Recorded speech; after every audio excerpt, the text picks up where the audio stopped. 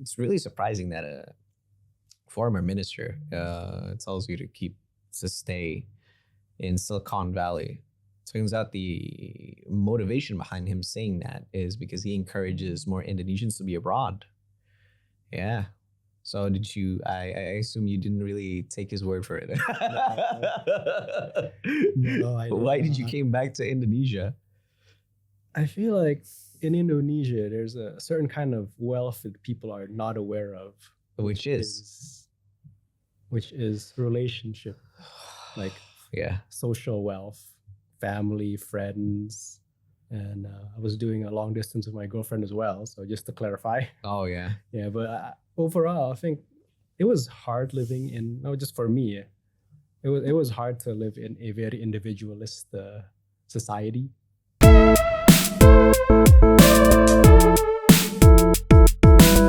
Did you learn English? Did you learn an American accent? Yeah. I think that Yeah. was, I don't know, it was just the default that I adopted. I think just growing up with American media, that was what you get.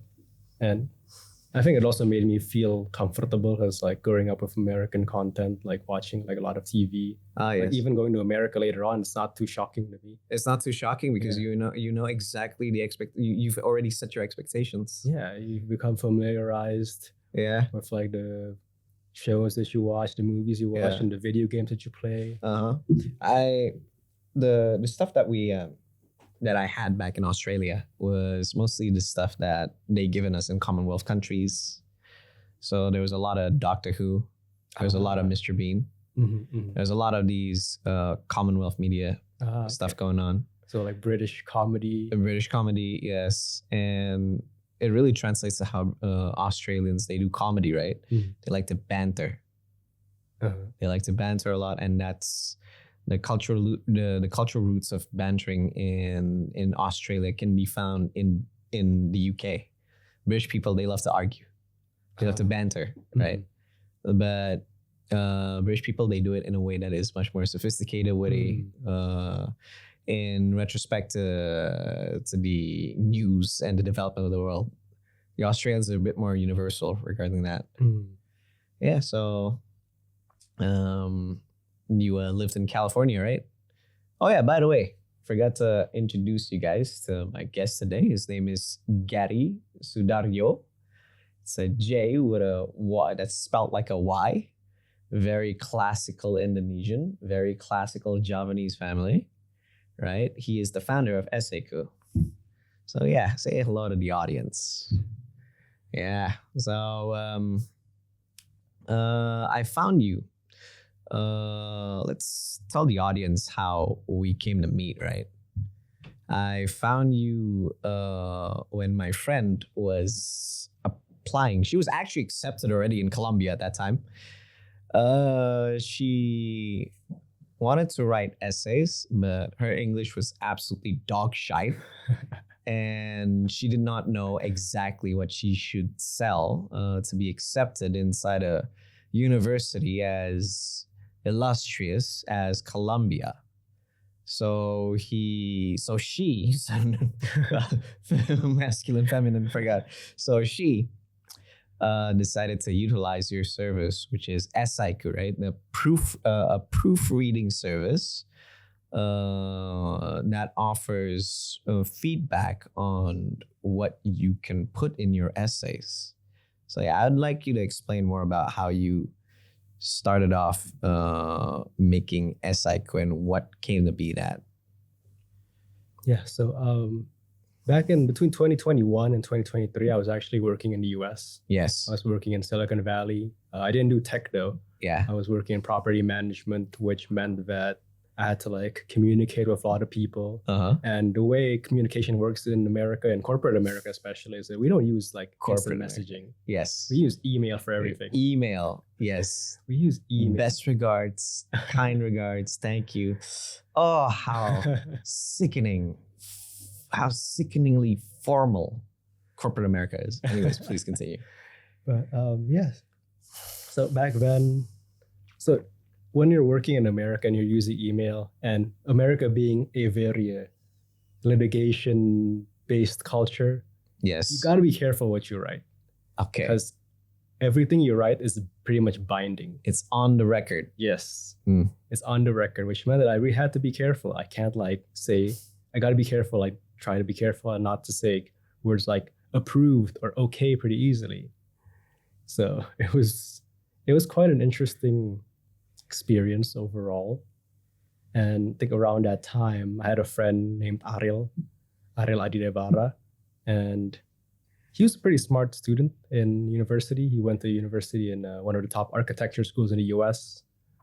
Unfortunately, I didn't translate to really good writing. He was good at designing and managing projects, but he wasn't that good at writing. So he reached out to me for help.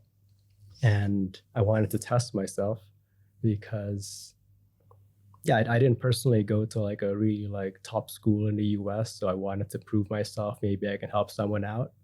And I worked with him for about 6 weeks, brainstorming, discussing ideas. His essay is also online. Just look it up. He revealed it on YouTube. So if you guys want to check it out. So I helped him with that. And eventually he got into Columbia, Harvard, Cornell, Penn. He was rejected by MIT though.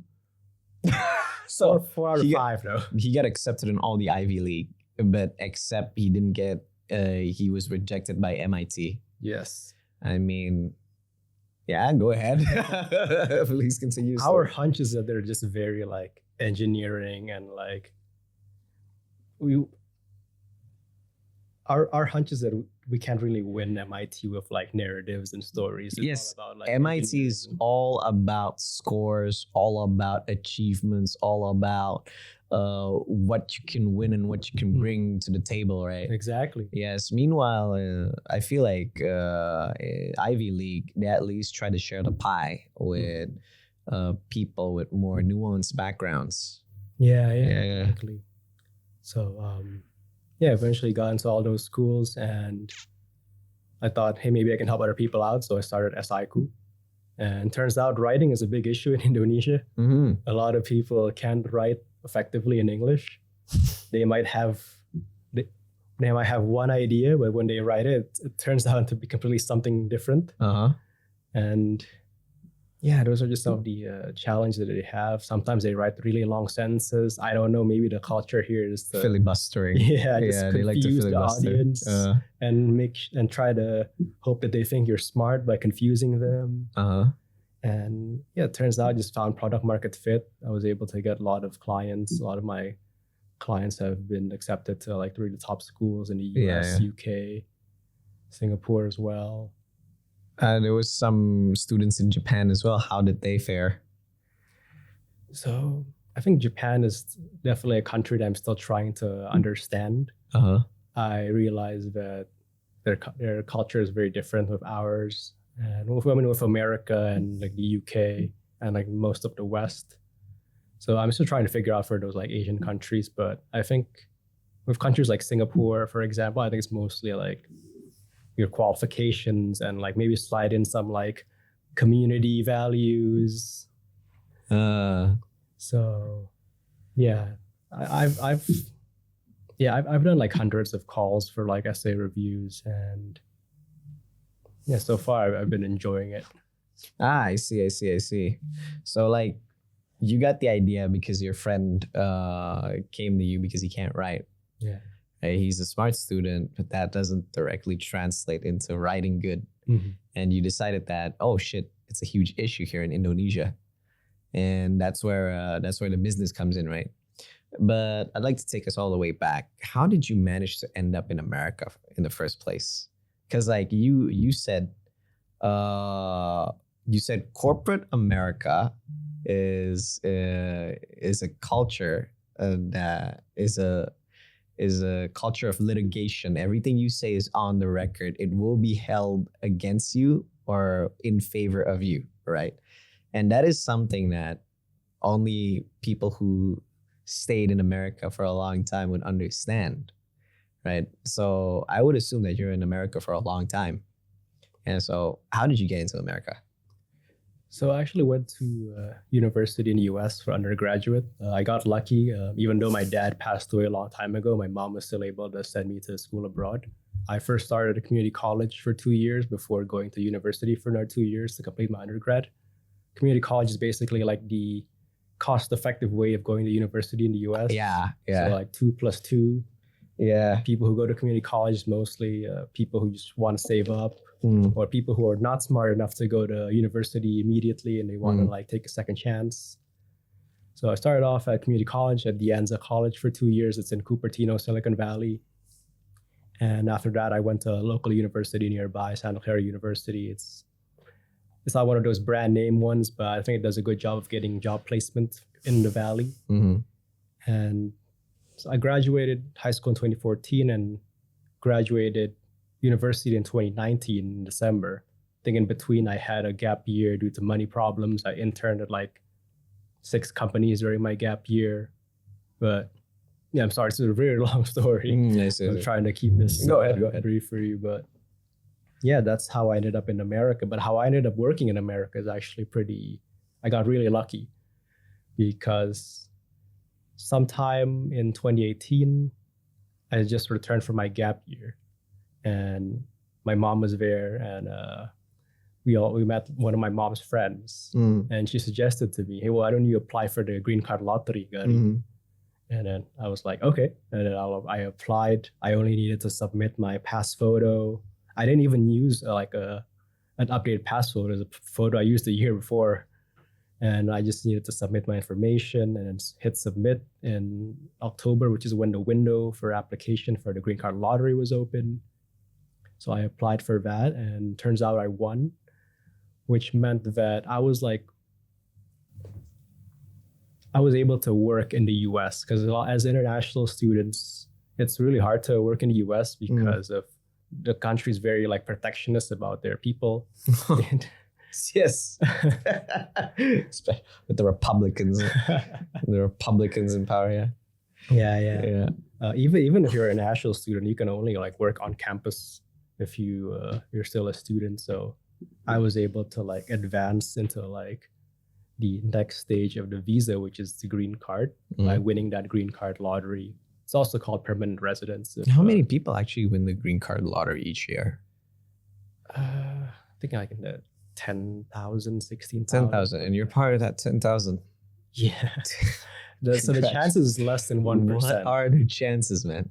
Yeah. Yeah, I got really lucky. But after that, I still had to do like the interview process in Indonesia with the embassy and submit my like police record and like my medical checkups. And eventually I did get that despite COVID, despite like the travel bans and stuff. I was able to get my green card in, I think it was September 2020, and I was able to leave the next year in May 2021. And I think 3 weeks after I arrived back in California, back in Silicon Valley, I got a job. And I was doing that for about 2 years. Yep. Working in corporate America. Yeah. What else did you learn in corporate America besides like the culture of litigation? Something that prospective Indonesian students that wants to study in America, they need to watch out for. So one acronym that I really remember is CYA, which is cover your ass. CYA, okay? CYA. Why? Cover your ass? Because in America, it's easy to get fired, man. Oh, yeah. It's super easy to get fired. There's no like, kayanakan gitu. It doesn't exist. So everybody's always like protective of their jobs. And you always got to have backups in the sense that you gotta, here's like a really like extreme end, which is that if you can blame someone else, blame someone else. Oh, yeah. Yeah, I know that. Here in Indonesia, we have the culture of throw bola panas. Yeah. Yeah. Lempar bola panas. Yeah. And then I think in there it's more direct to say. Like in there, like they always made a joke of like, oh yeah, just blame the old manager or blame the old admin.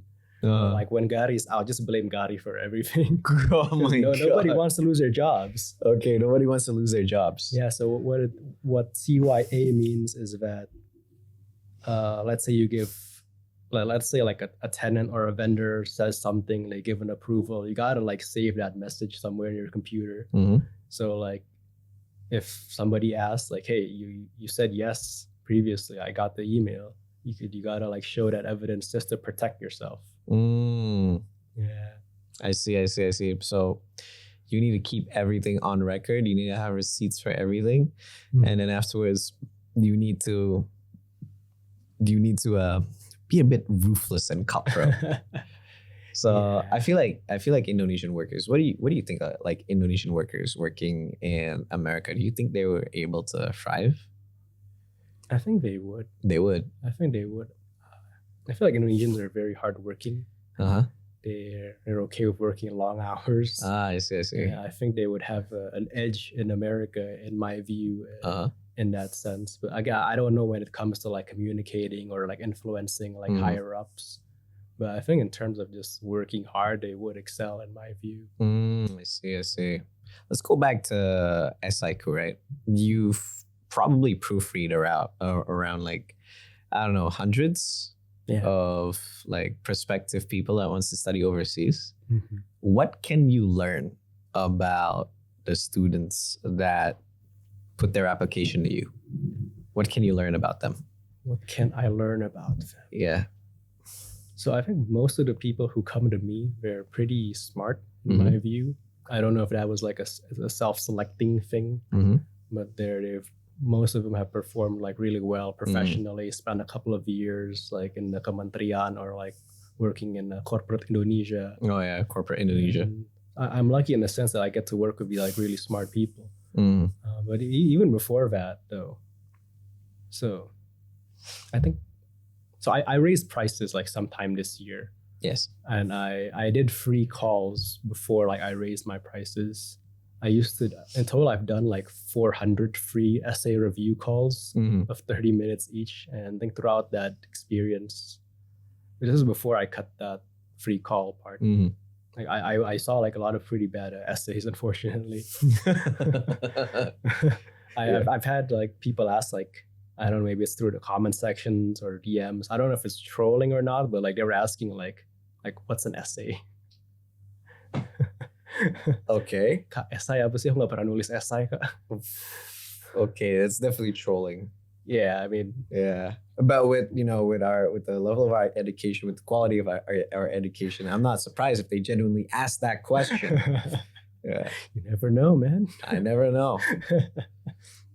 But yeah, I think I was just very surprised, regardless of that, of just the ability to write in Indonesia.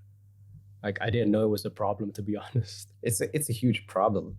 Indonesians, they have a problem with, well, I think it's a matter of how they it's a matter of Indonesians like to communicate using subtle languages, right? They when you communicate something directly, either you look cocky or you're rude. And Americans, they tend to be very direct. Like, I used to work in special forces. Like, that's a very cocky thing to say here in Indonesia, right? Right. But in America, that's just something that is said. Yeah, just facts. Yeah, it's just facts. You don't. The fact is, the fact is, like, you used to work with these bigwigs. You used to work in politics. The cool gadget people. Like, those are not things to boast about because it's a matter of fact. But in Indonesia, even though it's a matter of fact, people will still think that you are boasting. And that's why Indonesians, I feel, there are certain literally written devices that Indonesian writing conventions and devices that they like to avoid, such as boasting themselves, etc., etc. So they would appear in a manner that is very docile to a lot of people. And this creates like, as you say, like essays that are really bad at selling themselves. Like you are writing a 100-page essay about something that you can sum up in 3 sentences. Like, why are you beating around the bush?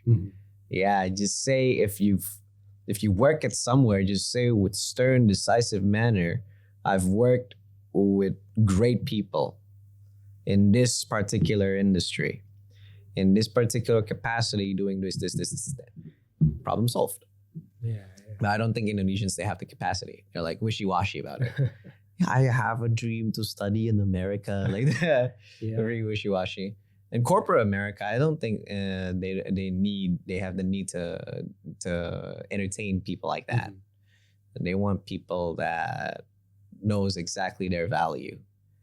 And do you think that what are the mistakes and flaws that you often repeatedly find in the essays that you receive? Common mistake. Or there's a lot actually. Yes. But I'm blanking out right now. But I think one of them is Top of the mind. Like just as simple as like, oh, you work at this really cool company. Why don't you mention it in the essay? Yeah. People just, I used to work at a tech company. Why don't you just mention if it's like a really cool company? They might know, like stuff like that. Like they don't mention that. Or another thing is, they just don't know their audience. I think that's something that people are often unaware of. I don't know if they're not aware of like the culture of the university. Yeah. They often assume that writing for like an American or a British audience is the same as writing for an Indonesian. Oh no, it's a totally different thing. It's totally different. My content, American people would find it cringe.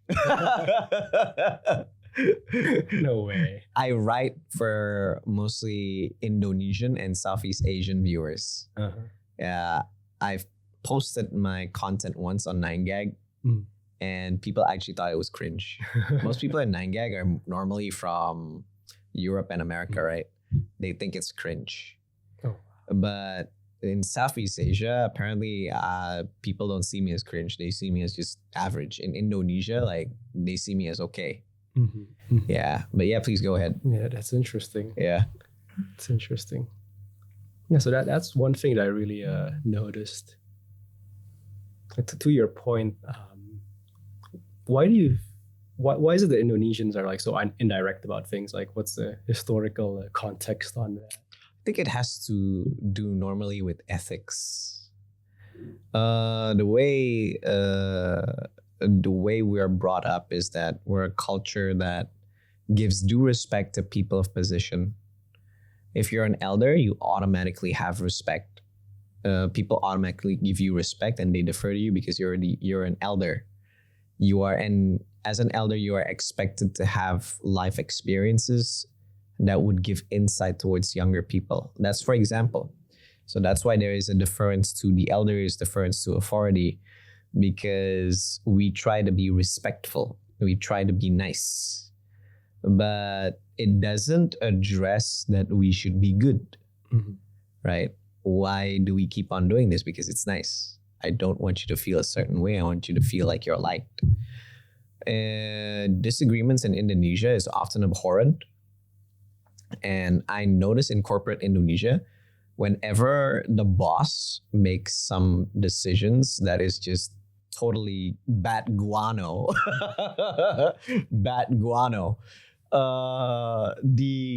his underlings, his subordinates would often be like, I think we can add that to the agenda. Or we will include that in our plans. Yeah, when the subordinates, they say that, they just mean like, shut the fuck up. You don't even work, you don't even contribute anything to our project. Now you want to change it. So our corporate lingo is a bit more polite. I see. Yes. I feel like it's different from America. Like in America, somebody gives you input and you don't need them. Thank you for your very insightful input. That's very passive aggressive. Yeah. In corporate Indonesia, the language is a bit indirect. We don't want to challenge authority and we defer towards authority. And so it leads to a lot of situations where people often do the wrong thing because their boss tells them to do so. And this creates also a sentiment of formality. So like we're like, okay, asal bos senang aja. Yeah, we should do this for formalities because he's happy if we do this. And that is shit. You kind of need to be critical over what you're doing. True. Yeah. Don't be afraid to speak out the truth when it harms other people and it harms the boss themselves. Yeah. Because what you're doing ultimately when you disagree with a boss, it's usually for a good cause. Yeah. I feel like in here, like there's no consequence for negligence. Yes, there's no consequence for negligence. We can open up a can of worms talking about this, but that's one of the things why corporate Indonesia is a bit more softer than corporate America. I feel like corporate America is more cutthroat, more passive aggressive, more ruthless. Corporate Indonesia is more docile. Like, people tend to give up on their dreams the moment they work in corporate Indonesia. The way I've observed it is that I don't know, there's always an outlier, it's always case by case, but in America you'll have like a really good relationship with your boss. It's gonna be super chill. But when you're like, you have like people who are like in the same level as you, that's what it gets cutthroat because nobody wants to lose their jobs. Nobody wants to lose their jobs. Yeah, but in here it's like every you and your like people who are at the same level as you, you're like pretty much friends. Yeah, pretty much friends. Yeah, but maybe for the one above you, it's more more afraid to say certain things. Yes. Usually in corporate Indonesia, what happens is that cutthroat usually happens when there are promotions. Yes. So when there are promotions, that's when friends become enemies. That's when the end in Friends comes in. Oh, we're chill. But then, there's a promotion. There's an empty chair. There's an empty position. Who's going to get it? We're literally going to cut each other's throat. So it's just as intense, huh? It's just as intense, but the trigger is there's a position. But in corporate America, as you say, people are cutthroat by default because they don't want to lose their jobs.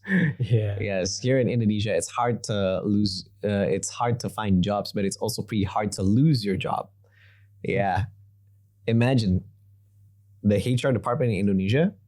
They have 3 kali SP, surat peringatan. They have they notify you 3 times before you're fired. The 4th time you get it, you're fired. Oh, wow. The formal, right? The formal way of doing it. So you have three chances to be negligent, to be not disciplined, and then you're fired. I don't know how it is in America. Like sometimes, if I'm not mistaken, like people can just get randomly fired. Yeah. It's all employment at will, unless you're a union worker. Unless you're a union worker, which is you get benefits. Yeah, unions, they get paid really well over there. Yeah. What do usually like?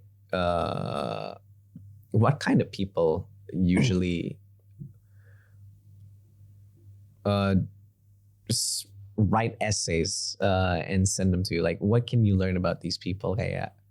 What kind of people usually you find across? Are they ambitious people or like, yeah? So as your client? I think a lot of them have been very successful academically in undergraduate, and they're also pretty smart at work. And I think particularly for the ones at the really top schools, at the really top programs like MBA or like Masters of Public Policy, Public Administration, they are able to endure this journey for a real long time.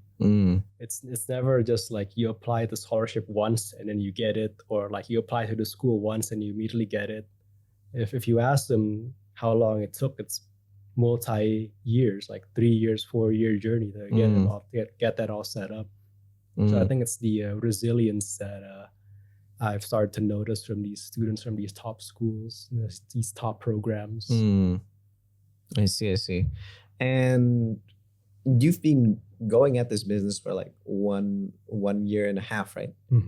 So none of your students have actually like came back from like the scholarships? Not yet. The education? A lot of them have just left. I see. But you do have some friends, or maybe a lot of friends, that got scholarship from the government here, LPDP. Did they come back to the country or not? I think a lot of them do come back. I think a lot of these LPDP recipients actually, they're smart enough to know not to mess up. Not to mess up. Yeah, not to like mess with the government. Not to mess with the government. Yeah, they're smart enough to know that. But some students, they just stay overseas. So I looked up the data on that. And apparently, it's not that many. It's not many. Yeah, it's not that many. I don't know why we focus on that number, but let me open up my notes. So as of early this year, the ones abroad, there's only like about 153 awardees. 153 awardees do not return to Indonesia. Yes. Out of like 20,000 awardees that have received the scholarship since the program's founding. So that's about like less than 1%. I see. So do you think for awardees, for students who are awarded scholarship, is it much more beneficial for them to stay overseas or for them to return back into Indonesia, and why? So I think if they have indeed signed an agreement that they would return, so they have to return. Like if you've consented to an agreement, you gotta follow through, man. You can't like. So the thing I noticed in America is that they follow through on their agreements. What they say they're gonna do, they actually do. So there's like people like really trust each other, whether maybe because they're afraid of lawsuits again, but I think like we don't need people who we can't like honor an agreement with. But assuming like they have that option, I don't know what the latest policy is. I think they're better off abroad in my view. I think when they do return, one, they might not have the jobs, especially if it's really technical ones. You actually have some options when you do return to Indonesia. My recommendation is to join like a bigger entity, whether that be like a government agency or like a big company, and try to like use those resources and like try to create influence from there. Another option is to like, if you do start a business, you can like you start like a startup, for example. But it's going to be a challenge for you to immediately like come back from university and already have like the funding on hand. It's not easy. Another option you can do is do what we're doing, which is like content. Yeah. Imagine somebody studies philosophy, granted an award by the government, a scholarship to study philosophy, double major as well, like say public policy. And then they go back and make content. Yeah, can you imagine that? Like maybe like AI PhDs who graduate from there, and like, what can we do in Indo? Yes, what can we do in Indo? Like I would say like Sri Mulyani would just have a headache looking at the awardees. But why do you say it's much more better for students in who studied overseas to stay overseas rather than coming back? That's a good question. Yeah. So I've done a lot of like research, like not research, but I've watched a lot of like Gita Wiryawan's videos, Bagus Mulyadi's videos. Oh yes, basically professors and Indonesian intellectuals that are overseas. Yeah. Yeah, so man. I've watched their videos. I think it's better off for them to stay abroad and like become someone of influence abroad and like direct like company agendas towards Indonesia, where that'd be in terms of investments or like just knowledge sharing, in my view. Let me put it this way. Imagine like having an orang dalam at like, I don't know, Comedy Central, and you could like, you know how easy it would be for you to like get a show if you had like people who like understand you and watch your content, or Indonesians at like top companies. Yes. Can you imagine how much easier that would be to like build partnerships or like co-produce something? So you're saying that Indonesia should play more on the diaspora? Yes. I see. So we spread the Indonesian agenda through diaspora. Yeah, I think that's, if we do want to, if our goal is influence, that's one way to do it. That's part of the way of doing it. Yeah, it's much more easier. And don't you think like Gita Wiryawan is already doing that? I've heard you've met him before. Yeah. I actually met him when he was in Palo Alto. So he was like a visiting scholar in Stanford University, and my friend Ariel reached out to like someone in his network, and he was able to schedule us a lunch. Mhm. So it's just me, Ariel, and like two of my other friends, and Gita Wiryawan. So this is the thing with like when you go to school abroad, Yes. or when you work abroad, it's much easier to like connect with like well-known Indonesians Yes. because there's just not as much Indonesians abroad. So Uh-huh. it's much easier to like go and meet them. Pasti ada maunya nih. Pasti ada sesuatu nih gitu. And like Indonesians seems to be very excited meeting Indonesians overseas. Yeah. Except if you're like an Indonesian in Europe. Mhm. I feel like for some reason like Indonesians in Europe don't want to even see each other. That's so funny. Indonesians in America, like they meet each other like, hey. Yeah. So how was meeting Gita Wiryawan though? It was, I was kind of starstruck. Uh-huh. But yeah, I met him and he was exactly like how he is on the show. Like exactly the same person. Like Exactly the same person. Yeah. He gave us like a lecture on like economics and stuff. Economics and Yeah, stuff. yeah. So like you guys are having coffee and then he gave you a lecture about economics. It's exactly like on his show. It's exactly on his show. Yeah. So like I was pretty really into it. And a funny thing is that when you go to school abroad or you live abroad, whenever there's like a famous person that comes to the area and they host like an event, then the narrative is always like, come back to Indonesia. Like, Really? Return to Indonesia, develop the country. So Yeah. that's always like the narrative, like come work for us. But like when we met Gita Wiryawan, like we assume he would say the same. Yeah. Turns out he wanted us to stay. He said you guys should stay. Yeah, we should stay in Silicon Valley. Oh, why? Yeah, so he says we'll just be able to perform better there. Oh, I Just, see. I like, see. I'm gonna butcher like his words, but it's Mhm. basically like we can perform better there. Most of my friends are like engineers, technical people, and he says like we need more like Indonesians abroad, like doing STEM work, and how like there's like fewer and fewer Indonesian students in America, for example. This is him pushing the Indonesian dream narrative, us taking the influence abroad Yeah. in the same way India and China is doing. Yeah. Yeah, Indian people are already. We have an Indian CEO of Google, Mhm. right? Mm-hmm. Yeah. Like those things, they actually kind of matter in a way. And because no matter how you put it, people are always racially sympathetic towards each other. Right.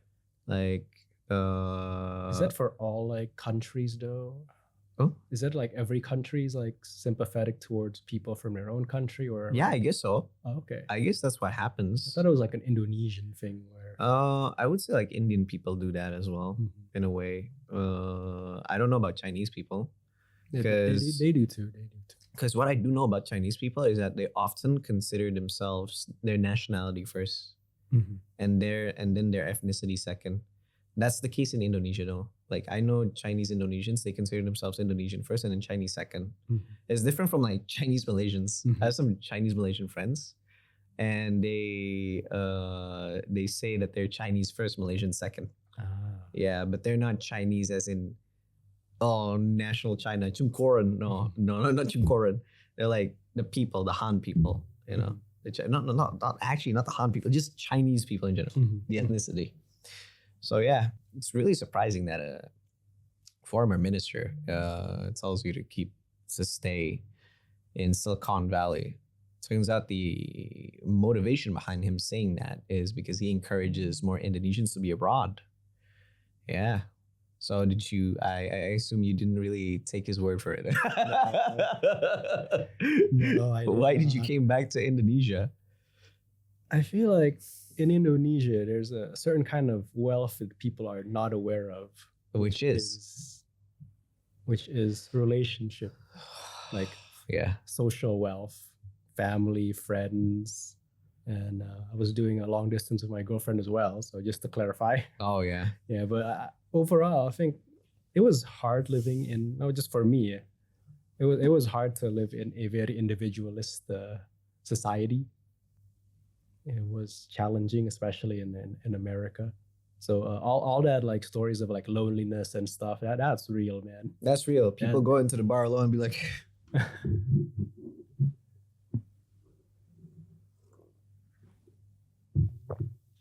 like that, like Yep. in the movies. Yep. Like And they just do that. yeah, it also helps that alcohol is really cheap there. Okay. Have you ever done that before? At home, yeah. Oh, at home. Yeah. You just like you just stay there and you drink. Yeah. Like you just think about life. Yeah. Just watch YouTube. Don't you have friends in America though?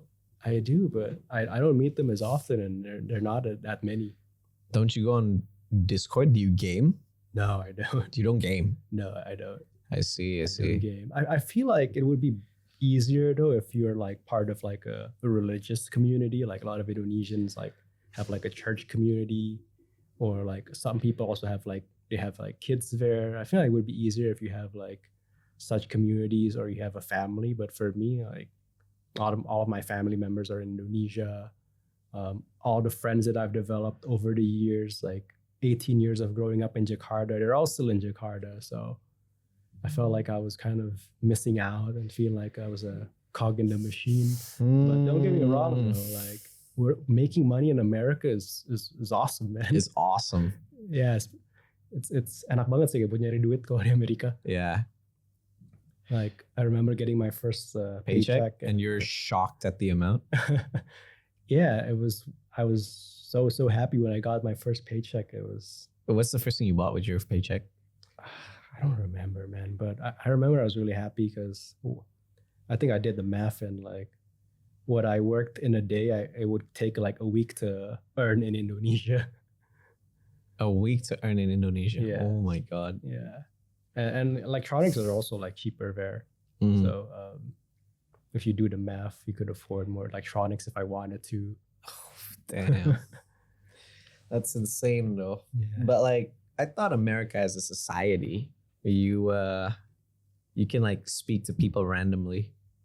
Yeah, we can speak to people randomly. They're pretty friendly if you like say whatever to them.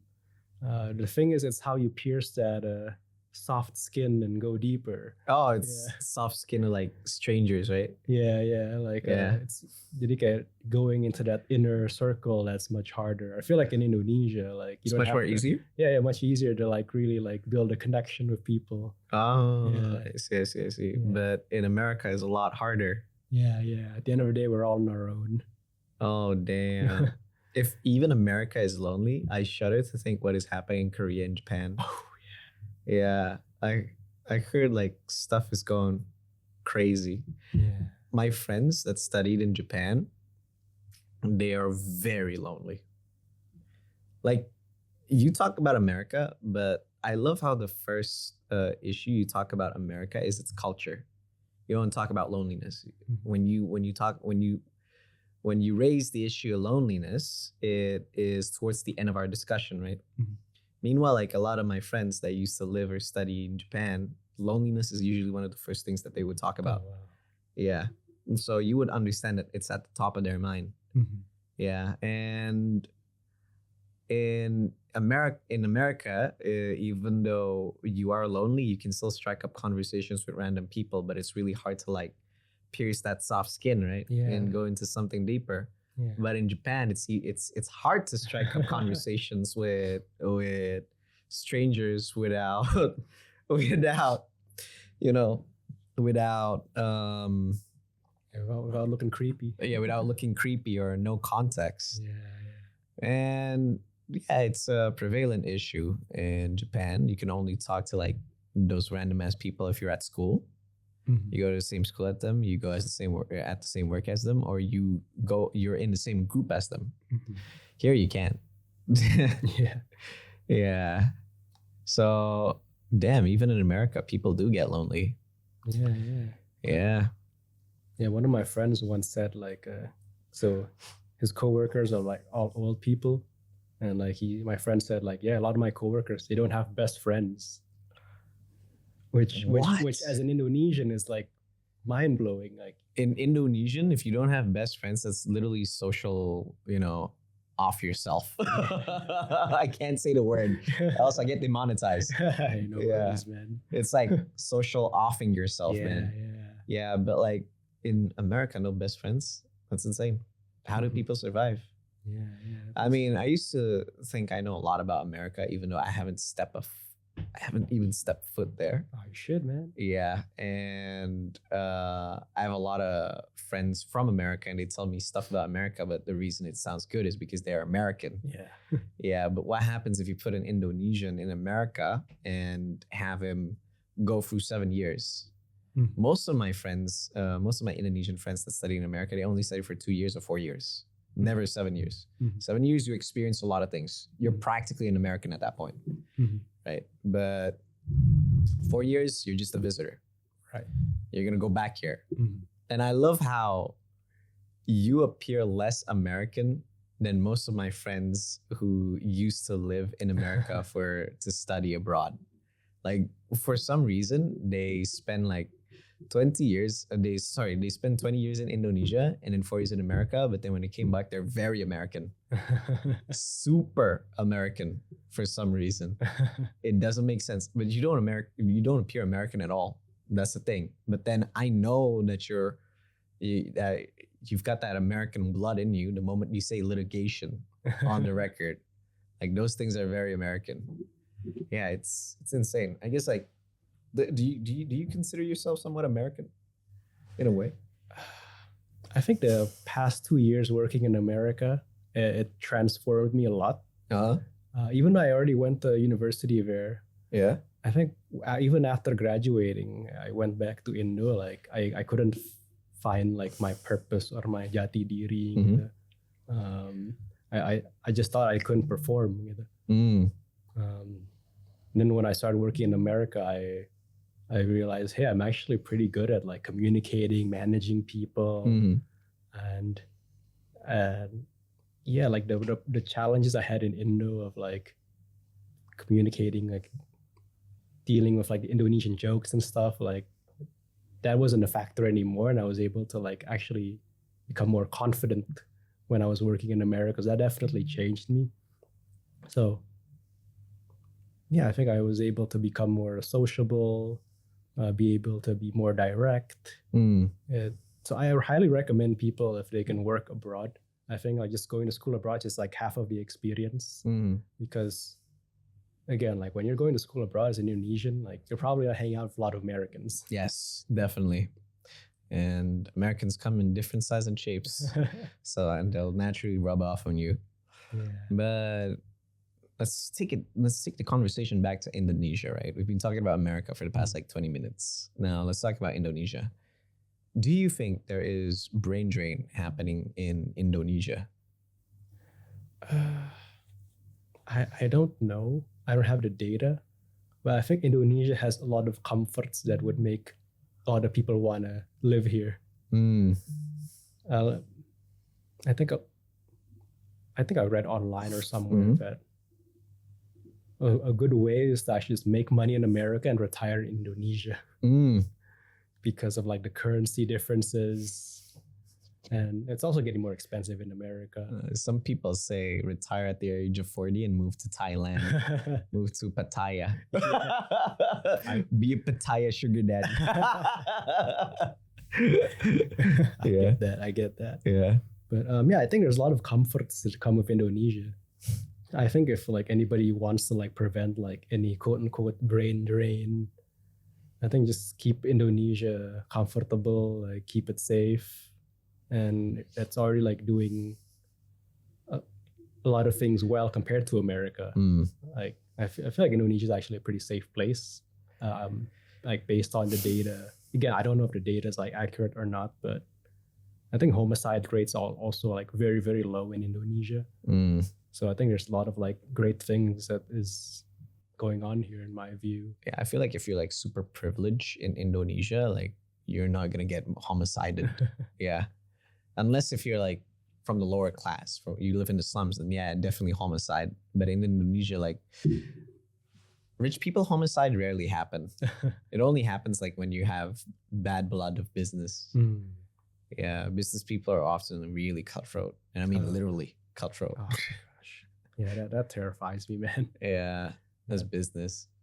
But like, yeah, I guess Indonesia has that, since like the prices here are much more affordable than they are in America, and you make a lot of money in America in the first place. I guess I guess what I could extrapolate from what you're saying is that you should study in America.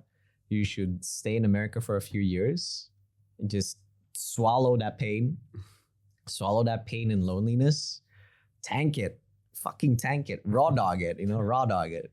And then afterwards you go back and then you retire at the age of 25. you retire at the age of 25. You work 3 years off your ass for 3 years and you don't do anything. You go cold turkey. You don't smoke, you don't drink, you don't meet anybody. You swallow that for 3 years and then you go back to Indonesia. You're a rich man.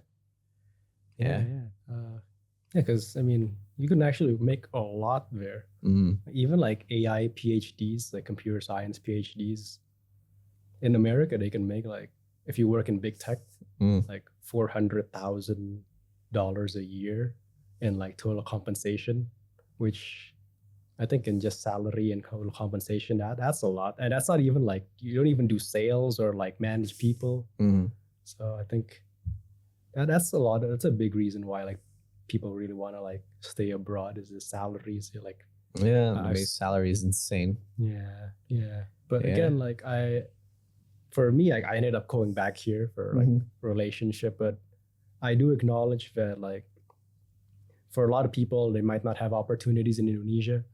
I don't know, maybe like due to like their like age limits and stuff like that. So I think they're better off just going abroad and working abroad. So I did some math like a while ago. In McDonald's in California, they make like $20 an hour now. That's roughly like 500K here in Indonesia. $20, that's insane. Yeah, $20. And so I did the math, like after taxes, you would make in a month like $2,600 after taxes. I think for like a one person, that's like that's enough. That's enough. You can get by with that. Yeah, you can get by. So I looked up numbeo.com to compare like San Francisco pay with like Indonesian pay. At 2,600, if it was in Indonesia, for the same to have the same quality of life, you would need to make like 10 million rupiah. That's insane. And you can't get that by working at McDonald's here in Indonesia. Exactly. Yeah, man. But I do have a few friends. They just work labor jobs. They just work in the service industry. And holy shit, can they afford rent? They can afford a gaming PC. Oh yeah. Like insane, man.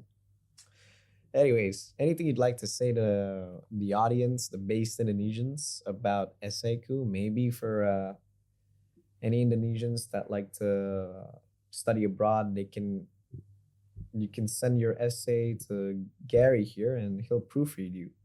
Don't worry, it's not a jockeying business. Yeah, he's not gonna write your essay for you. It's no jockeying business. Yeah, fuck that. I'm not gonna write completely from scratch. Yeah, like you gotta understand that you are only deserving if only you work on the stuff that you do alone. What the am I saying? But please, is there anything you'd like to say to the base Indonesians? I would say go study abroad. I think it's gonna really change your life.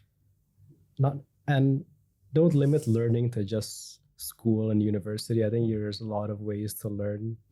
You're gonna learn from just the classmates that you meet, your interactions with the professor, and just understanding like a different society and seeing what can be implemented in Indonesia. I personally grew a lot in my confidence from working in the US for 2 years.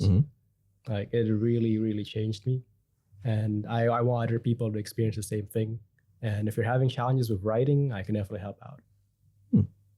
Well, that has been our episode today with Gari Soedarjo. Thank you very much, buddy, for coming here today. All right. Thanks. Oh, shit. Firm handshake. So the thing about Western societies is the handshake always has to be firm. And it's insane. It always takes me off guard, man. Every time I meet somebody who's educated in the Western Hemisphere, like, I gotta brace my hands. It's gonna be a very painful handshake. Yeah. So yeah, you need a really firm handshake so people don't underestimate you. Anyways, that is the Based Indonesian Talks, the episode for today. Don't forget to click like and subscribe. And goodbye, Based Indonesians. Subscribe to the Based Indonesian Show. Dijamin halal